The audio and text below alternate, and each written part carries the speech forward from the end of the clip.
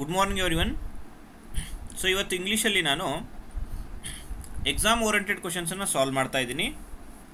So ಯಾವುದೇ ನೀವು English exams attempt ಮಾಡಿರಿ, ನಮ್ಮ ಕರ್ನಾಟಕದಲ್ಲಿರೋ KPSC ಆಗಿರ್ಬೋದು, ಗ್ರೂಪ್ ಸಿ, SSC ಆಗಿರ್ಬೋದು, ಬ್ಯಾಂಕಿಂಗ್ ಆಗಿರ್ಬೋದು, ಯಾವುದೋ ಎಕ್ಸಾಮನ್ನು ನೀವು ಫೇಸ್ ಮಾಡಿದರೂ ಆ್ಯನ್ ಎವರೇಜ್ ಒಂದು 30 ಮಾರ್ಕ್ಸ್ಗೆ ಎಕ್ಸಾಮ್ ಇದೆ ಅಂದ್ಕೊಳ್ಳಿ. 30 ಮಾರ್ಕ್ಸ್ಗೆ ಎಕ್ಸಾಮ್ ಇದೆ ಅಂದರೆ ಈ ಥರ ಡಿಸ್ಟ್ರಿಬ್ಯೂಷನ್ ಇರುತ್ತೆ. 10 marks grammar, 10 marks vocabulary, 10 marks R C ಅಂದರೆ ರೀಡಿಂಗ್ ಆ್ಯಂಡ್ ಕಾಂಪ್ರೆನ್ಷನ್, ಅಂದರೆ ಪ್ಯಾಸೇಜು ಅದೆಲ್ಲ ಇರುತ್ತೆ ಆರ್ ಸಿಯಲ್ಲಿ. ವೊಕ್ಯಾಬ್ಲರಿ ಅಂದರೆ words, antonyms, synonyms, spellings, one words, idioms ಎಲ್ಲ ಇರುತ್ತೆ. ಓಕೆ, ಸೊ ಅದೆಲ್ಲ ಬೇಡ. ಇವತ್ತು ಗ್ರಾಮರ್ ಮೇಲೆ ಯಾವ ಥರ ಕ್ವಶನ್ಸ್ ಬರುತ್ತೆ ಅನ್ನೋದನ್ನು ಹೇಳ್ತೀನಿ. ಓಕೆ, ಸೊ ಗ್ರಾಮರಲ್ಲಿ, ಇಂಗ್ಲೀಷ್ ಗ್ರಾಮರಲ್ಲಿ 100 ರೂಲ್ಸ್ ಇದೆ ರೀ. ಇಂಗ್ಲೀಷ್ ಗ್ರಾಮರಲ್ಲಿ 100 ರೂಲ್ಸ್ ಇದೆ. ಓಕೆ, ಸೊ ಈ 100 ರೂಲ್ಸನ್ನು ತಿಳ್ಕೊಂಡ್ರೆ ನೀವು 10 ಔಟ್ ಆಫ್ 10 ಮಾರ್ಕ್ಸ್ ತೊಗೋಬೋದು ಗ್ರಾಮರ್ ಪಾರ್ಟಲ್ಲಿ. ಯಾವುದೇ ಎಕ್ಸಾಮ್ ತೊಗೊಳ್ರಿ ನೀವು, KPSC ಇರ್ಬೋದು, ಬ್ಯಾಂಕ್ ಇರ್ಬೋದು, SSC ಇರ್ಬೋದು. ಓಕೆ, ಸೊ ಅದರಲ್ಲಿ ಇವತ್ತು ನಾನು ಒಂದು ಡೈಲಿ 1-2 ರೂಲು ನಿಮಗೆ ಸಾಲ್ವ್ ಮಾಡಿ ತೋರಿಸ್ತೀನಿ. ಓಕೆ, ಸಿ ಫಸ್ಟ್ ರೂಲ್ ಏನಿದೆ ಅಂದರೆ, ಫಸ್ಟ್ ರೂಲ್ಗಿಂತ ಮುಂಚೆ ಒಂದು ಸೆಂಟೆನ್ಸ್ ನೋಡಿ. ಇಲ್ಲಿ ಒಂದು ಸೆಂಟೆನ್ಸ್ ಏನಿದೆ ಅಂದರೆ ರಾಮನು ಅಂದರೆ ಕನ್ನಡದಲ್ಲಿ ಏನಂತಾರೆ ಇದಕ್ಕೆ? ಕನ್ನಡದಲ್ಲಿ ಇದಕ್ಕೆ ಕರ್ತೃ ಅಂತಾರೆ, ರಾಮನು. ಓಕೆ, ಕನ್ನಡದಲ್ಲಿ ಯಾವ ಥರ ಇರುತ್ತೆ? ಕರ್ತೃ, ಕರ್ಮ, ಕ್ರಿಯಾಪದ ಅಂತ ಇರುತ್ತೆ. ಓಕೆ, ಕನ್ನಡ ಭಾಷೆ ಒಳಗೆ. ಆಯಿತಾ? ಫಸ್ಟ್ ಕನ್ನಡ ಹೇಳ್ತೀನಿ, ಆಮೇಲೆ ಇಂಗ್ಲೀಷ್ ಹೇಳ್ತೀನಿ. ರಾಮನು ಅಂದರೆ ಕರ್ತೃ. ಓಕೆ, ಇಲ್ಲಿ ಕರ್ಮ ಇಲ್ಲ, ಇಲ್ಲಿ ಕ್ರಿಯಾಪದ ಐತಿ. ಇದೇನಿದೆ? ಇದೆರಡು ಕ್ರಿಯಾಪದ. ಇದೆರಡು ಏನಿದು? ಕ್ರಿಯಾಪದ. ಇಲ್ಲಿ ಏನು ಬರ್ಬೇಕು ಆನ್ಸರ್? ರಾಮನು ಬಂದನು ಅಂದರೆ ಕರೆಕ್ಟ್ ಆಗುತ್ತೋ, ಅಥವಾ ರಾಮನು ಬಂದರು ಅಂದರೆ ಕರೆಕ್ಟ್ ಆಗುತ್ತೋ?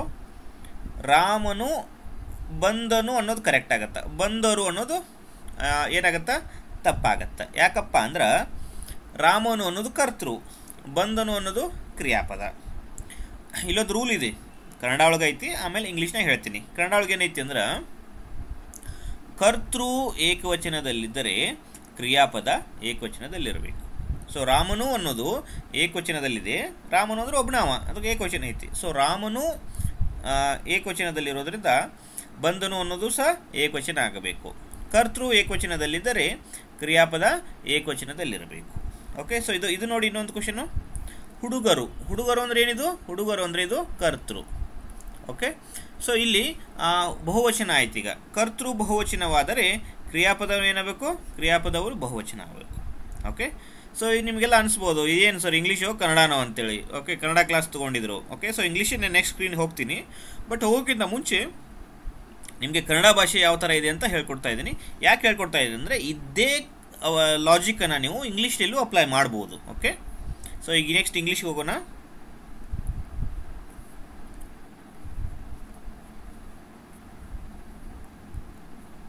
ನೋಡಿ, ಇಂಗ್ಲೀಷಲ್ಲಿ ಗ್ರಾಮರ್ ಮೇಲೆ ಟೋಟಲ್ ಆಗಿ 3 ಟೈಪ್ಸ್ ಕ್ವಶನ್ಸ್ ಬರುತ್ತೆ. ಯಾವುದೇ ಎಕ್ಸಾಮ್ಸ್ ಗ್ರಾಮರ್ ಅಂದರೆ 3 ಟೈಪ್ ಕ್ವಶನ್ನು. ಒಂದು find the error. Find the error ಅಂದರೆ ತಪ್ಪನ್ನು ಹುಡುಕಿ, ಒಂದು ವಾಕ್ಯವನ್ನು ಕೊಟ್ಟು ಅದರಲ್ಲಿ ತಪ್ಪು ಹುಡುಕಂತಾರೆ, ಅದಕ್ಕೆ ಫೈಂಡ್ ದ ಎರರ್ ಅಂತಾರೆ. ಇಂಪ್ರೂವ್ ದ ಸೆಂಟೆನ್ಸ್ ಅಂದರೆ ವಾಕ್ಯವನ್ನು ಸುಧಾರಿಸಿ. Okay, fill in the blanks ಅಂದರೆ ಬಿಟ್ಟ ಸ್ಥಳ ತುಂಬಿರಿ. ಸೊ ಈ 3 ಟೈಪ್ ಕ್ವಶನ್ಸ್ ಬರುತ್ತೆ ರೀ ಗ್ರಾಮರ್ನಾಗ. ಎರರ್ ನೋಡಿರಿ, ಇದು ನೆನ್ಪಿಡ್ರಿ. ಎರರ್ ಅಂದ್ರೆ ಏನು? ತಪ್ಪನ್ನು ಹುಡುಕಿ. ಇಂಪ್ರೂವ್ ಅಂದರೆ ಸುಧಾರಣೆ ಮಾಡೋದು. ಫಿಲ್ ಇನ್ ದ ಬ್ಲ್ಯಾಂಕ್ಸ್ ಅಂದರೆ ಬಿಟ್ಟ ಸ್ಥಳ ತುಂಬೋದು. ಈ 3 ಟೈಪ್ ಕ್ವಶನ್ಸ್ ಇಂಗ್ಲೀಷ್ ಎಕ್ಸಾಮ್ಸಲ್ಲಿ ಗ್ರಾಮರಲ್ಲಿ ಬರುತ್ತೆ. ಆಯಿತಾ? ನೋಡಿ, ಫಸ್ಟು ನಾ ಕರ್ತೃ ಅಂತ ಹೇಳಿದೆ ನಿಮಗೆ. ಕರ್ತೃ ಅನ್ನೋದಕ್ಕೆ ಇಂಗ್ಲೀಷಲ್ಲಿ ಏನಂತಾರೆ? ಇಂಗ್ಲೀಷ್ನಾಗ ಸಬ್ಜೆಕ್ಟ್ ಅಂತಾರೆ. ಓಕೆ, ಸೊ ಇನ್ನು ಮುಂದೆ ನಾನು ಕರ್ತೃ ಅಂತ ಯೂಸ್ ಮಾಡ್ತೀನಿ, ಒಮ್ಮೆ ಸಬ್ಜೆಕ್ಟ್ ಅಂತಲೂ ಯೂಸ್ ಮಾಡ್ತೀನಿ. ಸೊ ನಿಮ್ಗೆ ಎರಡೂ ಕಂಫರ್ಟೇಬಲ್ ಇರಬೇಕು. ಕರ್ತೃ ಅಂದರೆ ಕನ್ನಡದಲ್ಲಿ ಅಂತಾರೆ, ಆ ಸಬ್ಜೆಕ್ಟ್ ಅಂದರೆ ಇಂಗ್ಲೀಷ್ನಲ್ಲಿ ಅಂತಾರೆ. ಓಕೆ, ನೆಕ್ಸ್ಟ್ ಎರಡನೇದು ಕ್ರಿಯಾಪದ. ಕನ್ನಡದಲ್ಲಿ ಕ್ರಿಯಾಪದ ಆದರೆ ಇಂಗ್ಲೀಷಲ್ಲಿ ಏನಂತಾರೆ? ಇಂಗ್ಲೀಷಲ್ಲಿ ವರ್ಬ್ ಅಂತಾರೆ. ಕನ್ನಡದಲ್ಲಿ ಏಕವಚನ ಅಂದರೆ ಇಂಗ್ಲೀಷಲ್ಲಿ ಸಿಂಗುಲರ್ ಅಂತಾರೆ. ಕನ್ನಡದಲ್ಲಿ ಬಹುವಚನ ಅಂದರೆ ಇಂಗ್ಲೀಷಲ್ಲಿ ಏನಂತಾರೆ? ಪ್ಲೂರಲ್ ಅಂತಾರೆ. ನಾನು ಒಂದೊಂದು ಸರ್ತಿ ಕನ್ನಡನೂ ಯೂಸ್ ಮಾಡ್ತೀನಿ, ಒಂದೊಂದು ಸಲ ಇಂಗ್ಲೀಷು ಯೂಸ್ ಮಾಡ್ತೀನಿ. ಸೊ ಅದಕ್ಕೆ ನಿಮಗೆ ಎರಡೂ ಕಂಫರ್ಟೇಬಲ್ ಇರಬೇಕು. ಕರ್ತೃ ಅಂದರೆ ಸಬ್ಜೆಕ್ಟ್, ಕ್ರಿಯಾಪದ ಅಂದರೆ ವರ್ಬ್, ಏಕವಚನ ಅಂದರೆ ಸಿಂಗುಲರ್, ಬಹುವಚನ ಅಂದರೆ ಪ್ಲೂರಲ್. ಓಕೆ, ಸೊ ಇವಾಗ ಇಂಗ್ಲೀಷಲ್ಲಿ ನೋಡೋಣ ಇದನ್ನು. ನೋಡಿ, ಕನ್ನಡದಲ್ಲಿ ನಿಮಗೆ ಗೊತ್ತಾಗತ್ತೆ. ಫಾರ್ ಎಕ್ಸಾಂಪಲ್, ಹುಡುಗ ಅಂದರೆ ಅದು ಏಕವಚನ, ಹುಡುಗರು ಅಂದರೆ ಅದು ಬಹುವಚನ. ಓಕೆ, ಮಾವಿನ ಹಣ್ಣು ಅಂದರೆ ಏಕವಚನ, ಮಾವಿನ ಹಣ್ಣುಗಳು ಅಂದರೆ ಬಹುವಚನ. ಬಂದಳು ಅಂದರೆ ನೋಡ್ರಿ, ಒಬ್ಬರೇ ಇರ್ತಾರೆ. ಬಂದಳು ಅಂದರೆ ಏಕವಚನ, ಬಂದರು ಅಂದರೆ ಬಹುವಚನ. ತಿಂದನು ಅಂದರೆ ಏಕವಚನ, ತಿಂದರು ಅಂದರೆ ಬಹುವಚನ. ಓಕೆ, ಹೋದನು ಅಂದರೆ ಏಕವಚನ, ಹೋದರು ಅಂದರೆ ಬಹುವಚನ. ಸೊ ಇದೇ ರೀತಿ ಇಂಗ್ಲೀಷಲ್ಲಿ ಸ್ವಲ್ಪ ಏನಿದೆ ಕನ್ಫ್ಯೂಸ್ ಆಗುತ್ತದೆ. ಓಕೆ, ಇದನ್ನು ಕ್ಲಾರಿಟಿ ತಗೊಳ್ಳಿ. ಏನು ಕ್ಲಾರಿಟಿ ಅಂದರೆ ಇಂಗ್ಲೀಷಲ್ಲಿ ಒಂದು ನೌನ್ ಇರುತ್ತೆ, ಇಲ್ಲಾಂದರೆ ಇನ್ನೊಂದು ವರ್ಬ್ ಇರುತ್ತೆ. ಓಕೆ, ನೌನ್ ಇರುತ್ತೆ. ನೌನ್ ಅಂದರೆ ನಿಮಗೆ ನಾನು ಲಾಸ್ಟ್ ಕ್ಲಾಸಲ್ಲಿ ಹೇಳಿದ್ದೀನಿ, ನಿಮ್ಗೇನು ಕಣ್ಣಿಗೆ ಕಾಣುತ್ತಲ್ಲ ಅದೆಲ್ಲ ನೌನು. ಓಕೆ, ನೌನ್ಗಳಿಗೆ ಎಸ್ ಹಾಕಿರೋದು ಪ್ಲೂರಲ್ ಆಗುತ್ತೆ. ಫಾರ್ ಎಕ್ಸಾಂಪಲ್ ಪೆನ್ ಏನಾಗುತ್ತೆ? ಪೆನ್ಸ್ ಆಗುತ್ತೆ. ಓಕೆ, ಬಾಯ್ ಸೊ ಪ್ಲೂರಲ್ ಮಾಡಿದ್ರೆ ಏನಾಗುತ್ತೆ? ಇದು ಬಾಯ್ಸ್. ಓಕೆ, ನೌನ್ ಅಂದರೆ ಏನು? ನೌನ್ ಅಂದರೆ ಇದೊಂಥರ ಕರ್ತೃ. ಓಕೆ, ನೌನ್ ಅಂದರೆ ಏನದು? ಅದು ಕರ್ತೃ. ಇಲ್ಲಿ ಓಕೆ, ಇಂಗ್ಲೀಷಲ್ಲಿ ಏನಿದೆ ಅಂದರೆ ಕರ್ತೃಗಳಿಗೆ ಎಸ್ ಸೇರಿಸಿದರೆ ಬಹುವಚನವಾಗುತ್ತದೆ. ಕರ್ತೃಗಳಿಗೆ ಎಸ್ ಸೇರಿಸಿದರೆ ಬಹುವಚನವಾಗುತ್ತದೆ. Girl singular, girls plural. Boy singular, boys plural. Pen singular, pens plural. Notebook singular, notebooks plural. Okay, ಇಂಗ್ಲೀಷಲ್ಲಿ ಕರ್ತೃಗಳಿಗೆ ಎಸ್ ಸೇರಿಸಿದರೆ ಏನಾಗುತ್ತೆ? ಎಸ್ ಸೇರಿಸಿದ್ರೆ ಅದು ಪ್ಲೂರಲ್ ಆಗುತ್ತೆ. ಆದರೆ ವರ್ಬ್ಗಳಿಗೆ ನೋಡ್ರಿ, ಇಂಗ್ಲೀಷ್ನಾಗ ವರ್ಬ್ಗಳಿಗೆ ಎಸ್ ಇದ್ದರೆ ಅದೇ ಸಿಂಗುಲರ್ ರೀ. ಓಕೆ, ಫಾರ್ ಎಕ್ಸಾಂಪಲ್ ಇಲ್ಲಿ ನೋಡ್ರಿ, ಪ್ಲೇ ಅಂದ್ರೆ ಅದು ಪ್ಲೂರಲ್, ಬಹುವಚನ. ಪ್ಲೇ ಅಂದ್ರೆ ಪ್ಲೇಸ್ ಅಂದ್ರೆ ಏನದು? ಪ್ಲೇಸ್ ಅಂದ್ರೆ ಸಿಂಗುಲರ್. ಯಾಕಂದ್ರೆ ನಾವು ಸೆಂಟೆನ್ಸ್ ಹೆಂಗೆ ಬರಿತೀವಿ ನೋಡ್ರಿ, ವಿ ಪ್ಲೇ ಅಂತ ಬರಿತೀವಿ. ವಿ ಪ್ಲೇ, ವಿ ಅಂದ್ರೆ ಅದು ಪ್ಲೂರಲ್, ಅದಕ್ಕೋಸ್ಕರ ನೀವು ಪ್ಲೂರಲ್ ಬರಿತೀರಿ. ಅದೇ ಏನು ಬರಿತೀರಿ? ಹೀಗೆ ಹೆಂಗೆ ಬರಿತೀರಿ ನೀವು? ಹೀಗೆ ಪ್ಲೇಸ್ ಅಂತ ಬರಿತೀರಿ. ಹೀಗೇನಂತ ಬರಿತೀರಿ? ಪ್ಲೇಸ್ ಅಂತ ಬರಿತೀರಿ. ಓಕೆ, ಇದು ಇನ್ನೊಂದು ನೆನ್ಪಿಡಿ. ಓಕೆ, ಸ್ಪೇಸ್ ಕಡಿಮೆ ಇದೆ ಇಲ್ಲಿ. ಇನ್ನೊಂದು ನೆನ್ಪಿಡಿ, ಏನಪ್ಪ ಅಂದ್ರೆ ಇಂಗ್ಲೀಷಲ್ಲಿ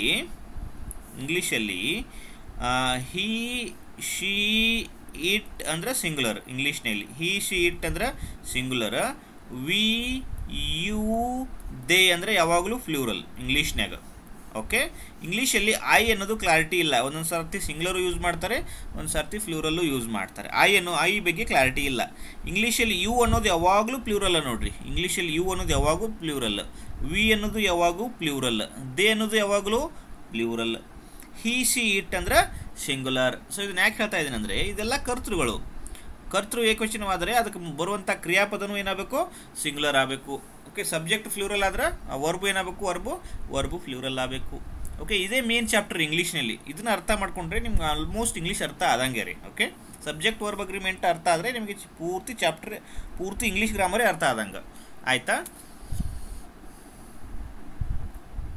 ಸೊ ಇಂಗ್ಲೀಷಲ್ಲಿ ನೋಡ್ರಿ, ಸಿಂಪಲಾಗಿ ನೆನ್ಪಿಡ್ಬೇಕಂದ್ರೆ ಇಂಗ್ಲೀಷಲ್ಲಿ ಈ ನೌನ್ಗಳು ಅಂದರೆ ಸಬ್ಜೆಕ್ಟ್ಗಳಿಗೆ ಎಸ್ ಬಂದ್ರೆ ಅದು ಪ್ಲೂರಲ್. ಆದರೆ ವರ್ಬ್ಗಳಿಗೆ ಎಸ್ ಬಂದರೆ ಸಿಂಗುಲರ್. ನೋಡ್ರಿ, ಲಾಸ್ಟಿಗೆ ಎಸ್ ಬಂದರೆ ನೋಡ್ರಿ, ಡ್ರಿಂಕ್ಸ್ ಎಸ್ ಬಂದಿದೆ, ಎಸ್ ಬಂದರೆ ಅದು ಸಿಂಗುಲರ್. ಎಸ್ ಬಂದಿಲ್ಲ ಅಂದರೆ ಪ್ಲೂರಲ್. ಎಸ್ ಬಂದಿದೆ ಅಂದರೆ ಸಿಂಗುಲರ್, ಎಸ್ ಬಂದಿಲ್ಲ ಅಂದರೆ ಪ್ಲೂರಲ್. ನೋಡಿ, ಇಲ್ಲಿ ಸಹ ಬರುತ್ತೆ ಈಸ್. ನೋಡಿ, ಲಾಸ್ಟಿಗೆ ಏನು ಬಂದೈತಿ? ಎಸ್ ಬಂದೈತಿ. ಎಸ್. ಓಕೆ, ಎಸ್ ಬಂದರೆ ವರ್ಬಲ್ಲಿ ಅದು ಸಿಂಗುಲರ್. ಓಕೆ, ಪ್ಲೂರಲಲ್ಲಿ ಏನಾಗುತ್ತೆ? ಪ್ಲೂರಲಲ್ಲಿ ಎಸ್ ಬರೋಂಗಿಲ್ಲ. ಓಕೆ, ಸೊ ಈ ಪಾಯಿಂಟನ್ನು ನೆನ್ಪಿಟ್ರೆ ನಾವು ಮುಂದೆ ಈಗ ರೂಲ್ಗಳನ್ನ ಮಾಡ್ಬೋದು. ನೋಡಿ, ಫಸ್ಟ್ ರೂಲ್ ಇಂಗ್ಲೀಷಲ್ಲಿ 100 ರೂಲ್ಸ್ ಇದೆ. ಅದರಲ್ಲಿ ಫಸ್ಟ್ ರೂಲ್ ಸ್ಟಾರ್ಟ್ ಮಾಡ್ತಾ ಇದ್ದೀನಿ. ಇದು ಭಾಳ ಇಂಪಾರ್ಟೆಂಟ್ ರೂಲ್ ಇದು. ಓಕೆ, ಎಲ್ಲಕ್ಕಿಂತ ಇಂಪಾರ್ಟೆಂಟ್ ರೂಲ್ ಇಡೀ ಇಂಗ್ಲೀಷ್ನಾಗ ಇದು. ಓಕೆ, ಸೊ ನಾನು ರೂಲ್ ಹೇಳುವಾಗ ನಿಮಗೆ ಸ್ಟಾರ್ ಹಾಕ್ತೀನಿ. ಓಕೆ, ಒಂದೊಂದು ಕಡೆ ಟ್ರಿಬಲ್ ಸ್ಟಾರ್ ಹಾಕ್ತೀನಿ. ಟ್ರಿಬಲ್ ಸ್ಟಾರ್ ಅಂದರೆ ಅದು ವೆರಿ ಇಂಪಾರ್ಟೆಂಟ್. ಒಂದು ಕಡೆ ಡಬಲ್ ಸ್ಟಾರ್ ಹಾಕ್ತೀನಿ. ಡಬಲ್ ಸ್ಟಾರ್ ಅಂದರೆ ಅದನ್ನು ಮೀಡಿಯಮ್ ಇಂಪಾರ್ಟೆಂಟ್. ಒಂದು ಕಡೆ ಸಿಂಗಲ್ ಸ್ಟಾರ್ ಹಾಕ್ತೀನಿ. ಸಿಂಗಲ್ ಸ್ಟಾರ್ ಅಂದರೆ ಅರ್ಥ ಏನು? ಸಿಂಗಲ್ ಸ್ಟಾರ್ ಅಂದರೆ ಲೆಸ್ ಇಂಪಾರ್ಟೆಂಟ್. ಆಯಿತಾ? ಸೊ ಇವತ್ತು ರೂಲ್ ನಂಬರ್ 1 ಏನಿದೆಲ್ಲ, ರೂಲ್ ನಂಬರ್ 1 ಟ್ರಿಬಲ್ ಸ್ಟಾರ್ ಇದೆ ನೋಡ್ರಿ. ಇದು ಅರ್ಥ ಮಾಡ್ಕೋಬೇಕು ನೀವು. ಟ್ರಿಬಲ್ ಸ್ಟಾರ್ ಅಂದರೆ ವೆರಿ ಇಂಪಾರ್ಟೆಂಟ್. ಓಕೆ, ರೂಲ್ 1 ಏನು ಹೇಳುತ್ತಪ್ಪ ಅಂದ್ರೆ ಕರ್ತೃ ಏಕವಚನದಲ್ಲಿದ್ದರೆ ಕ್ರಿಯಾಪದ ಏಕವಚನದಲ್ಲಿ ಇರಬೇಕು. Okay, if the subject is in singular then the verb must be in singular. Okay, ಅದೇ ರೀತಿ ಕರ್ತೃ ಬಹುವಚನದಲ್ಲಿದ್ದರೆ ಕ್ರಿಯಾಪದ ಬಹುವಚನದಲ್ಲಿರಬೇಕು. If the subject is plural then the verb must be plural. So ಕನ್ನಡದಲ್ಲೂ ಇದು ಹೇಳಿದಿನಲ್ಲ ಅವಾಗಲೇ, ಹುಡುಗ ಅಂದರೆ ಬಂದನು ಅಂತೀರಿ, ಹುಡುಗರು ಅಂದರೆ ಬಂದರು ಅಂತೀರಿ. ಇದೇ ಟ್ರಿಕ್ಕು ಇಂಗ್ಲೀಷ್ನಾಗೂ ವರ್ಕೌಟ್ ಆಗುತ್ತೆ. ಆಯಿತಾ?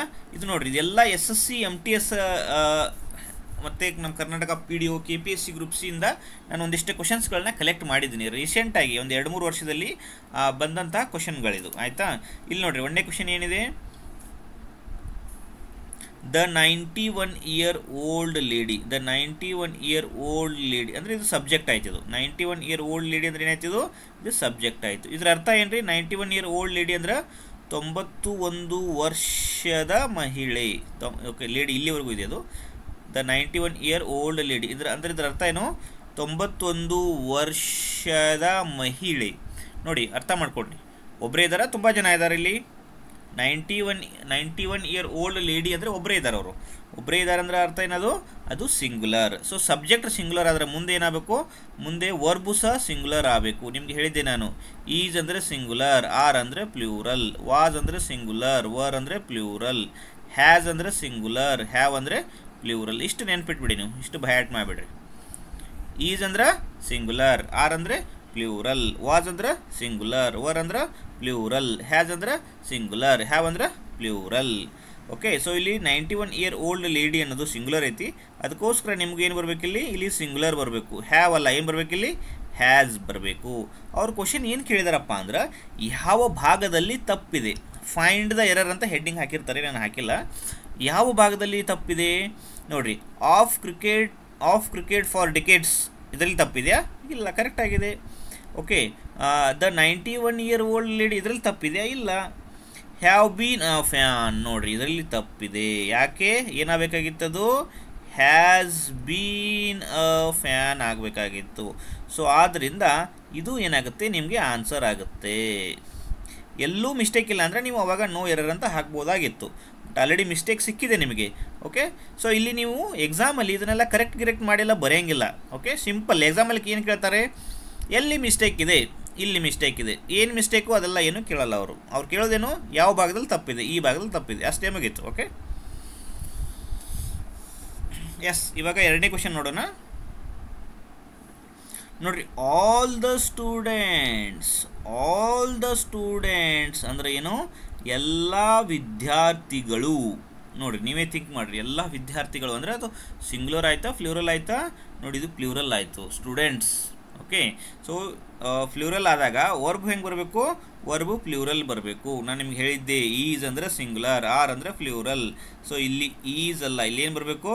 ಇಲ್ಲಿ ಆರ್ ಅಂತ ಬರಬೇಕು. ಅದೇ ಕೇಳಿದ್ದಾರೆ, ಇದರಲ್ಲಿ ಯಾವ ಭಾಗದಲ್ಲಿ ತಪ್ಪಿದೆ. ಈ ಥರ ಡಿವೈಡು ಮಾಡಿದ್ದಾರೆ ನೋಡ್ರಿ. ಆಲ್ ದ ಸ್ಟೂಡೆಂಟ್ಸಲ್ಲಿ ತಪ್ಪಿದೆಯಾ? ಇಲ್ಲ, ಇದು ಕರೆಕ್ಟ್ ಆಗಿದೆ. ಬೆಟರ್ ದಿಸ್ ಇಯರ್ ಅನ್ನೋದು ಮಿಸ್ಟೇಕ್ ಇದೆ? ಇಲ್ಲ, ಅದು ಕರೆಕ್ಟ್ ಆಗಿದೆ. ಈಸ್ ಡನ್ ಅನ್ನೋ ಭಾಗದಲ್ಲಿ ತಪ್ಪಿದೆ. ಅಂದರೆ ಆನ್ಸರ್ ಏನಾಗುತ್ತೆ ನಿಮಗೆ? ಆನ್ಸರ್ 2 ಆಗುತ್ತಾ? ಇಲ್ಲಿ ಏನು ಲಾಜಿಕ್ ಯೂಸ್ ಮಾಡ್ತಾ ಇದ್ದೀವಿ ನಾವು? ಕರ್ತೃ ಏಕವಚನದಲ್ಲಿದ್ದರೆ ಕ್ರಿಯಾಪದ ಏಕವಚನದಲ್ಲಿರಬೇಕು, ಕರ್ತೃ ಬಹುವಚನದಲ್ಲಿದ್ದರೆ ಕ್ರಿಯಾಪದ ಬಹುವಚನದಲ್ಲಿರಬೇಕು. If subject is in singular then verb must be singular. If subject is plural then verb must be plural ಅಂತ ಒಂದು ಕಾನ್ಸೆಪ್ಟನ್ನು ನೀವು ಯೂಸ್ ಮಾಡಬೇಕಾಗುತ್ತೆ. ಓಕೆ, ನೆಕ್ಸ್ಟ್ ನೋಡಿ, ಟ್ರೈ ಮಾಡಿರಿ ಕ್ವಶನನ್ನು.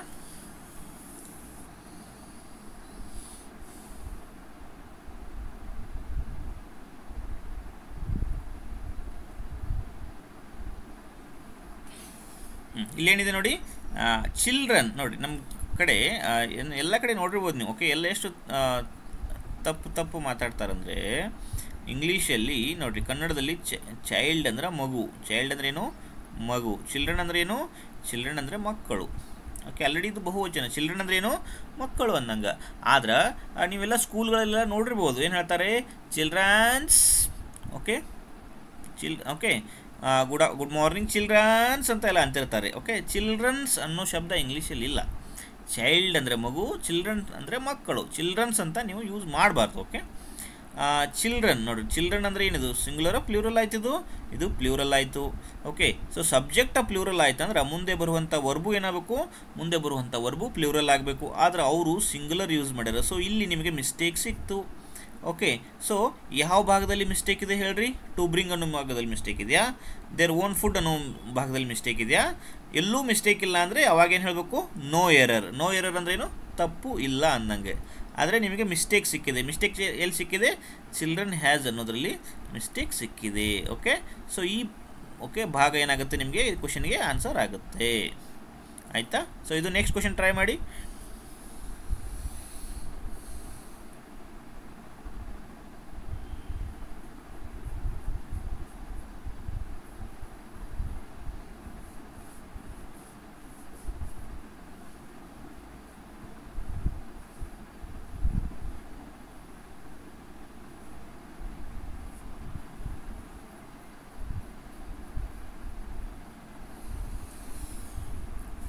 ನೋಡಿ ಏನಿದೆ ನೋಡಿರಿ, ಬೇಬಿ ನೋಡಿರಿ, ಬೇಬಿ ಅಂದ್ರೆ ಮಗು.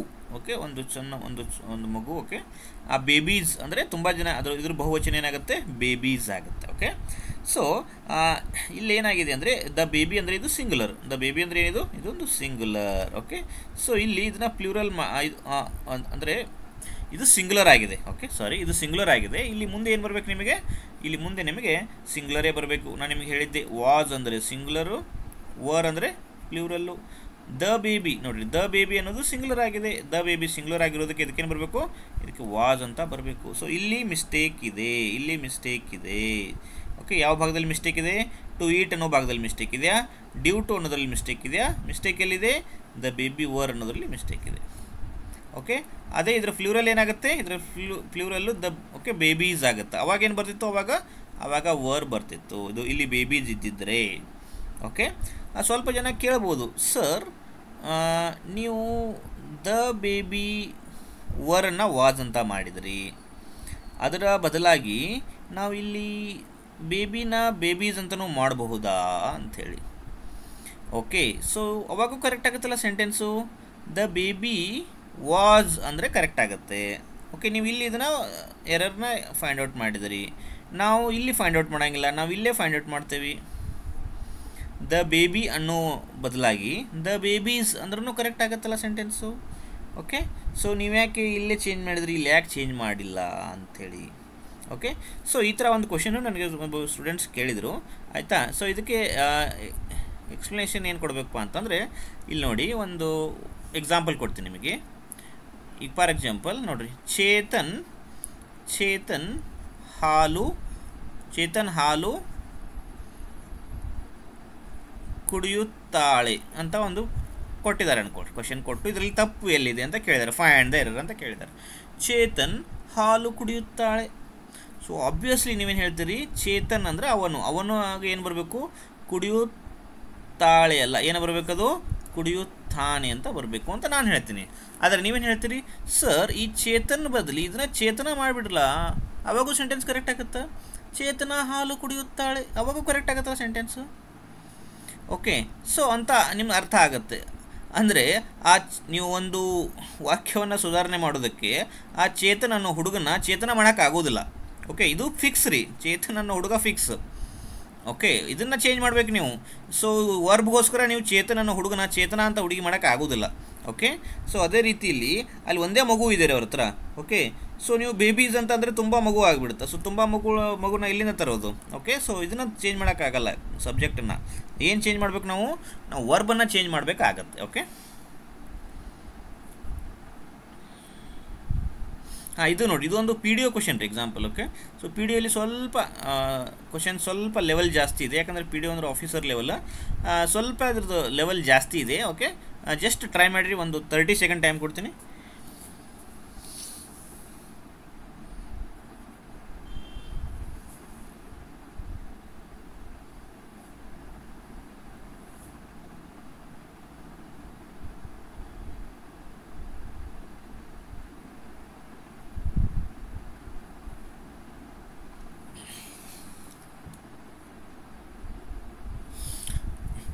ಇಲ್ಲಿ ನೋಡ್ರಿ, ಓಕ್ ಡ್ಯಾಶ್. ಸೊ ಇದು ಸಬ್ಜೆಕ್ಟ್, ಆ್ಯಕ್ಚುಲಿ ಇದೆಲ್ಲ ಕೂಡ ಏನಾಗುತ್ತೆ, ಸಬ್ಜೆಕ್ಟ್ ಆಗುತ್ತೆ. ಇಲ್ಲಿ ವರ್ಬ್ ಇದೆ ನೋಡಿ, ಇಲ್ಲೇನಿದೆ, ಇದು ವರ್ಬ್ ಇದೆ.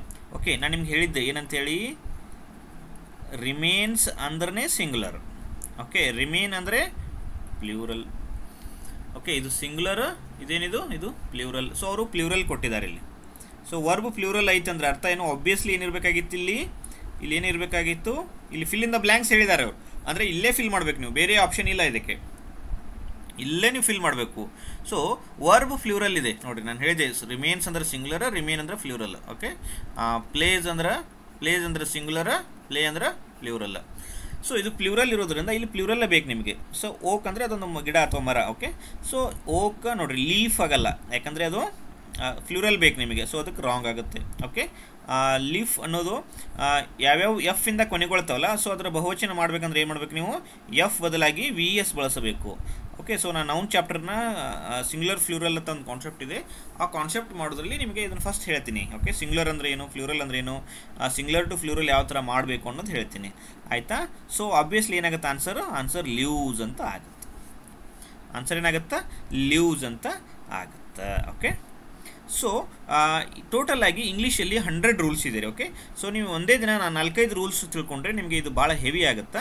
ಸೊ ಅದಕ್ಕೋಸ್ಕರ ನಾನು ಪ್ಲ್ಯಾನ್ ಮಾಡಿ ಒಂದು ವಿಡಿಯೋದಲ್ಲಿ ಡೈಲಿ ಒಂದು ರೂಲ್ ಹೇಳ್ತೀನಿ, ಒಂದು ರೂಲ್ ಹೇಳಿ ಒಂದು 5-6 ಎಕ್ಸಾಂಪಲ್ ಸಾಲ್ವ್ ಮಾಡಿಸ್ತೀನಿ. ಓಕೆ, ಸೊ ನೀವೇನಾದರೂ ಈ 100 ಔಟ್ ಆಫ್ 100 ರೂಲ್ಸನ್ನು ಸಾಲ್ವ್ ಮಾಡಿಕೊಂಡ್ರೆ ನಿಮಗೆ 10 ಮಾರ್ಕ್ಸ್ಗೆ 10 ಔಟ್ ಆಫ್ 10 ಬರುತ್ತೆ ಅಂತ ನಾನು ಗ್ಯಾರಂಟಿ ಕೊಡ್ತೀನಿ. ಓಕೆ, ಆಮೇಲೆ ನಿಮಗೆಲ್ಲ ರೂಲ್ಸ್ ಅರ್ಥ ಆದಮೇಲೆ ಫಸ್ಟ್ ನೋಡಿ, ನಾನು ನಿಮ್ಗೆ ಹೇಳಿದ್ದೆ grammar, vocabulary, reading and comprehension ಅಂತ ಹೇಳಿದ್ದೆ. ನಿಮಗೆ ಗ್ರಾಮರ್ ಜಾಸ್ತಿ ಇದು RC ಅಂದರೆ ಇದರಲ್ಲಿ ಏನೂ ಇಲ್ಲ ರೀ. RC ಅಂದರೆ ಇದು 50% ಗ್ರಾಮರ್ ಇರುತ್ತೆ, 50% ವೊಕ್ಯಾಬ್ಲರಿ ಇರುತ್ತೆ. ಸೊ ನಿಮಗೆ ಗ್ರಾಮರು ಅರ್ಥ ಆದರೆ ನಿಮಗೆ RC ಓದೋದಕ್ಕೂ ಸಹ ಅದು ತುಂಬ ಹೆಲ್ಪ್ ಆಗುತ್ತೆ. ಓಕೆ, ಸೊ ಡೈಲಿ ನನಗೆ ಒಂದು 10 to 15 ಮಿನಿಟ್ಸ್ ಟೈಮ್ ನನ್ನ ಜೊತೆ ಸ್ಪೆಂಡ್ ಮಾಡಿ. ಓಕೆ, ನಾನು 100 ವಿಡಿಯೋ ಮಾಡ್ತೀನಿ, ಒಂದು ರೂಲ್ಗೆ ಒಂದು ವಿಡಿಯೋ ಮಾಡ್ತೀನಿ. ಅರೌಂಡ್ ಒಂದು ವಿಡಿಯೋ ಮಾಡೋಕ್ಕೆ ಎಷ್ಟೋ ಟೈಮ್ ಆಗುತ್ತೆ, ಒಂದು 10 to 15 ಮಿನಿಟ್ಸ್. ನೀವು 10 to 15 ಮಿನಿಟ್ಸ್ ಟೈಮ್ ನಮ್ಮ ಜೊತೆ ಸ್ಪೆಂಡ್ ಮಾಡಿದರೆ ನೀವು ಇಂಗ್ಲೀಷಲ್ಲಿ ಪರ್ಫೆಕ್ಟ್ ಆಗ್ತೀರಿ ಅಂತೇಳಿ ನಾನು ನಿಮಗೆ ಗ್ಯಾರಂಟಿ ಕೊಡ್ತೀನಿ. Okay, thank you.